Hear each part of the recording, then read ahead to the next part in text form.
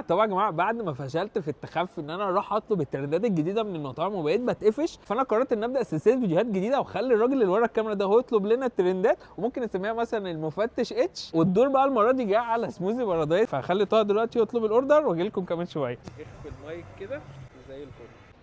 السلام عليكم. عايز 2 كريمي بابلز. تعالوا بقى ايه على ما الاوردر ما يجهز، احنا نقعد في الركن البعيد الهادي ده، هم قالوا تقريبا 10 دقايق يكون الاوردر جاهز. يا فربنا يسهل. وهو النجم بتاعنا. بص انا ظهرت وشك، اخفيه بقى ولا اعمل ايه؟ الحمد لله على السلامه يا طه. الحاجه الصراحه الشكل بتاعها حلو جدا. بصوا يا جدعان، هو الترند الجديد بتاعهم حاجه اسمها كريمي بابلز. هو يعني شكلهم حلو قوي الصراحه. يا نهار ابيض على المنظر.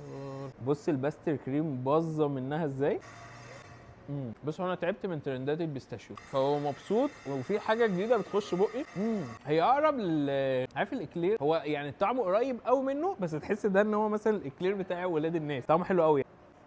عايشه سموزي. فيلا بينا بقى ايه نخش على المهمه بالنسبه لي، وهي اللي بالوايت شوكليت. بص المنظر عامل ازاي.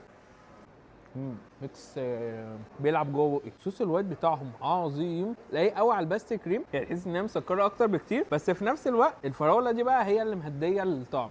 عارف يا لهوي البطلون.